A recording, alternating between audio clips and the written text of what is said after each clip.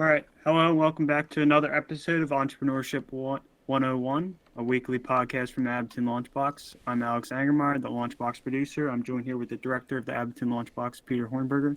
How you doing, Peter? I'm good, Alex. Thanks for asking, and thanks for joining us for another Friday as we record these live on Entra. So they will get published as our regular podcast on Spotify, YouTube, and all the other podcast outlets on Tuesday. So if you want early access, you can join us on the Entra platform and not only get early access to our content, but you can actually be part of the audience and even share your 101 second thoughts. So here on Entrepreneurship 101, we take a weekly look at 3 topics. There's 2 guests. Today it's Alex and I. And we give our opinions in 101 second blocks. So the goal is to give some information, but you only get 101 seconds. So trying to be concise, clean, and clear with what your thoughts are is what we ask for on Entrepreneurship 101. So, Alex, do you want to get us started with our first topic for the day? And we've got some people joining us on the Entre platform, which is great. So feel free to join, pop into the chat, and share some messages as we go. But, Alex, let's hit the first topic. Yeah, so the first topic we have, I'll introduce. It's basically how do you say no? I mean, we're busy. You're faculty. You're running the Abington Lunchbox. I'm busy with school and finals coming up. So how do you balance everything and say no when you have to in a corporate setting or in a professional setting? Right. So I'll try to do this in 101 seconds, and I'll also try to be open and transparent that I'm really bad at this. And I think if people listen to a lot of these Entrepreneurship 101 episodes, you probably hear me say that a lot, where the things that we're talking about, public speaking, managing fear, now we get into delegation of our time, responsibilities, and productivity, things that I'm absolutely working on a daily basis. So the different roles that I have, both as a faculty member teaching classes, director of an entrepreneurial program like the Launchbox, I've got family responsibilities, personal goals, and saying no is something that is really hard to do. I've recently talked about this concept of we really only have 2 states of being. One of them is attending to something, so putting our time, energy, and attention towards something. And when we choose to attend to something, we're automatically choosing to attend away from everything else. Delegation is a way that we don't have to have that one or none mindset. We can attend to things by delegating those that we trust, those that we know that have skill, talent, and ability to help us achieve the goals that we have. But we also can then attend to other things and spend our time and our energy on the thing that we need to, but we can still now tackle more than just that one thing. So I think that's a really important framework to look at it. And saying no is not necessarily no, but an opportunity to attend to more than one thing at a time. And that's my 101 seconds as we get into this podcast as we're going here. Some of my thoughts on delegation. How do you say no? Alex, different perspective. Alex is a student here at Penn State Abington with us. And Alex, I'd like some of your thoughts. What are your thoughts on delegation? How do you be better at delegating? And when you are confronted with lots of opportunities, how do you determine how to say no, when to say no, and what does that saying no mean to you? Alex, you've got 101 seconds starting now. Thank you, Peter. Yeah, I like your view on delegation. I mean, you brought up a good point. Like, it's basically like opportunity cost, like economics 101. If you attend something, you're losing out on something, you're losing out on the opportunity of something. So it's very hard to see that. But I liked how you say delegating. I mean, if you grow a team, you can't be everywhere at once. So you might delegate someone to do this or do that and delegate your time wisely and see where the strongest opportunity cost is. I guess if we're going to economics, like where the best marginal benefit at that point, because you don't want to be put somewhere or you don't want to lose an opportunity or an advantage. So, but when it comes down to say no, I mean, it's important to say no, like no nicely. I guess it's basically put boundaries, like saying like pretend like if you need a classmate needs help or a coworker needs help and you don't have work at or have time at that time, you could just say, hey, I can't do that right. I can't help you out right now, but I can help you next week. Or you can you leave the door open. If you leave the door shut, I mean, it pertains to a negative no. So if you leave the door open and you want to acknowledge that you do want to help them, but you're busy at that point. Basically, leaving the door open is a great way not to say no, but in essence, saying no because maybe the time comes and that it's past that whatever they need help on. Um, but also, just being straightforward too is also another thing. If you fluff it out to no one wants fluff it out, and then when you keep draw it out, and the point like they already needed help before, so fluffing it out and just basically explaining yourself, like I said, to keep the door open, and yeah. Cool. All right, there's 101 seconds for Alex. And again, I think we saw some things there around not having one state. Not saying no does not mean no forever. It means no for the moment. So I really liked how you framed that out. So again, we're recording live on Entra today, and this will be released on a Tuesday. So again, if you are interested, you can find us in a number of places. And Alex, I'm going to let you give the call to action as to where can people find us? Where can they check out our podcast and other content coming from the Abington Launchbox? Yeah, so thank you guys for listening. You can find our recordings on our YouTube channel. On Tuesdays are released every Tuesday. And we're always looking for guests. So if you know someone that would be a good candidate or yourself, you can hit us up at abington.launchbox.psu.edu. Cool. Thanks. All right. So let's get into topic number 2. And there's been a lot of discussion, advertising going on about things particularly related to Facebook.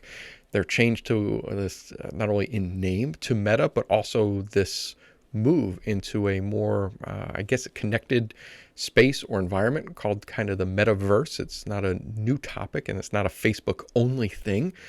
But I wanted to get some of your thoughts on the metaverse. What is it, and where's it going, right? So I want to get some of your thoughts initially, particularly as a student that is a bit more native to this metaverse and the digital universe, because I'd like to learn, and it's something I'm trying to learn about as well. So I'm going to toss this to you first in 101 seconds. I know it's a lot to do in 101 seconds.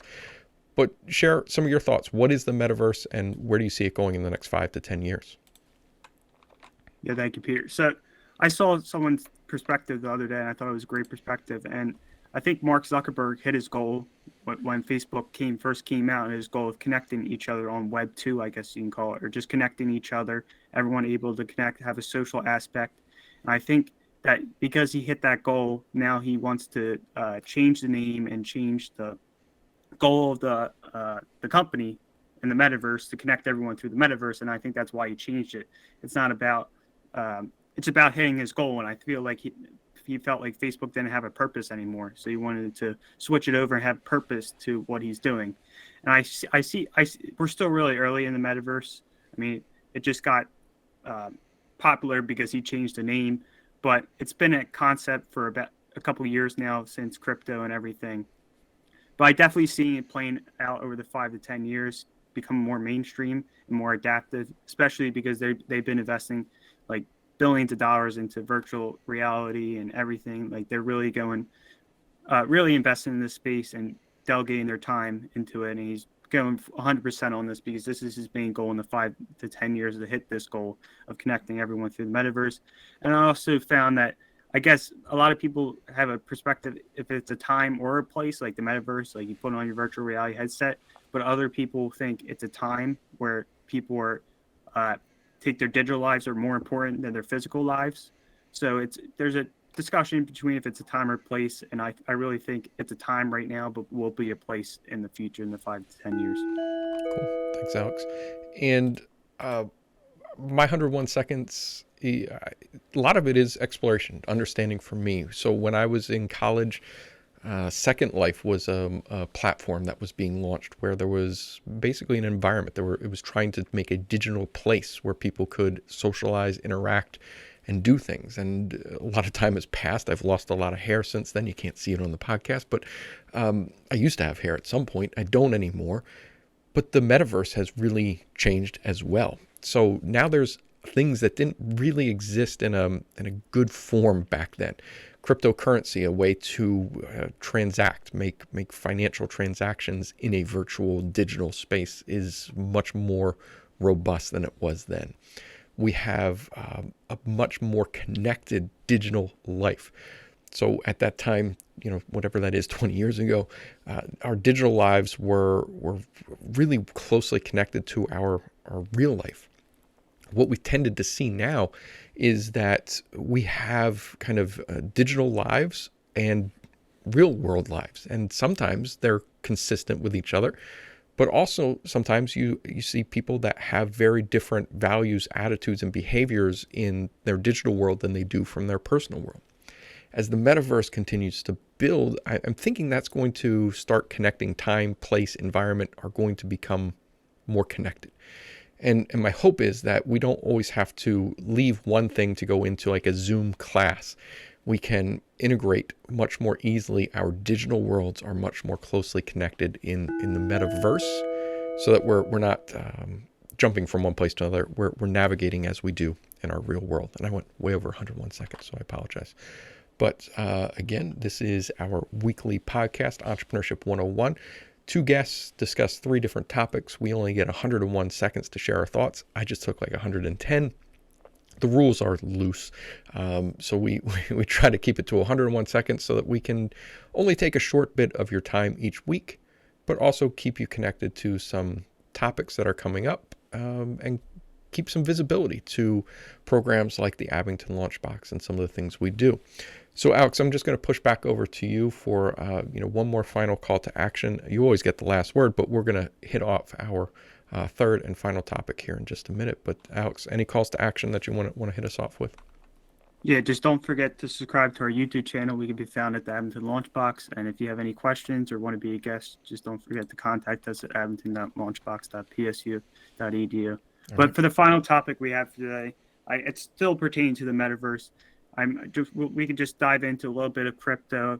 What's your thoughts on the crypto space? Do you think it's the future with the metaverse, and have you invested in crypto? All right, so I'll take the easy one out. I have not invested in crypto.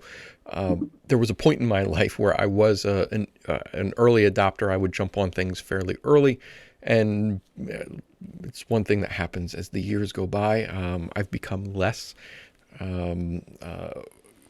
an early adopter. So some of that has been something that I wanted to wait for. And I think crypto has a real bright future. And I think it's going to be something that we're going to see have more value as the metaverse emerges and grows, because this is now a space where those digital transactions are going to be more valuable, because there are digital values in that metaverse. So there's digital only content. There's one-off digital content with NFTs and things that are going to make the crypto world a bit more viable and ready to roll. I also think there's social cultural connections where society is really the one that determines the value of money, and it's our general trust in the system that controls the money that creates that consistent valuation. So some of the volatility that might be keeping early investors out, like myself, is going to, I think, eventually become a bit more controlled as there's consistent use, there's consistent understanding from a social cultural level. And I think that's going to just open up the use and the emergence of crypto much more. So I see it as a technology, but also a social cultural connection that's going to grow here in the next 5 years that will make it much more valuable and widespread than it is now. So that's my general thought. Alex, let's go over to you, the last and final 101 seconds of the day. What are your thoughts on crypto? Are you investing in this? And where do you see it going in the next 5 years? 101 seconds. Go for it. Yeah, thank you, Peter. Yeah, I'm invested. I have a good bit of money on Ethereum. It's all on Ethereum. I believe in Ethereum. Okay. I felt like I lost out on the Bitcoin train, so I'm on the Ethereum train. But expanding on your thoughts on the digital, going back to the metaverse a bit, and the digital and your physical lives. I mean, if we look at Instagram, social media, and we look at people, for example, someone made a good point too, that people just, like, if you go to the grocery store or just a quick run, you don't care what you look like, you just in and out. But when you post on Instagram or TikTok or something, or so any social media, you have to look the best and you just have to be the best yourself. And I feel like our digital lives are becoming more important than our physical lives. If we're not caring about what we look like in public, and then we're posting these pictures, that it's crazy. But that's why I think the future is the digital metaverse is real. And then if the metaverse is going to become more popular, I guess the crypto will flow, or it'll have tailwind, or I mean, it'll flow right behind it, because in the metaverse, I assume that crypto will be, I guess, the money, I guess, how transactions are made, and the future, I guess. And I guess there's NFTs, and I guess you have to buy, use crypto to buy those NFTs, I guess, objects in the metaverse. And then we're just going to see that evolve into, I guess, I mean, we're just going to see our digital lives. I mean, with remote work and everything, I feel like all these trends are going to come to one, and just going to be one mega trend, and everyone's going to see it one way or another. Yeah, good. That's the final 101 seconds. And I think, at least my perspective, as you heard in my 101, it's connecting. So we don't go to one space in our digital lives to do work, and then you just exit that to do something else like shopping. I can see those spaces a bit more commingled and coexisting, which gives us now the opportunity to have, full digital lives. And again, thinking of how do we fit into your digital life, you can check us out. Our podcasts come out every Tuesday at 11 a.m. on YouTube, Spotify, Google Podcasts, Apple Podcasts, probably other places as well that I don't remember. Alex is our producer. He makes all of this stuff happen, organizes it, and drives it. And I appreciate his time and energy, not only as a student, but as a content creator and a producer. And we'll be back next week with another episode of Entrepreneurship 101. But as we always do, the important last and final words we'll push back over to Alex as he wraps us up for the day. So Alex, take us home. Yeah, thank you, Peter. Basically summed it up. But don't forget to subscribe to our YouTube channel. And if you need to contact us, don't forget to contact us at abington.launchbox.psu.edu.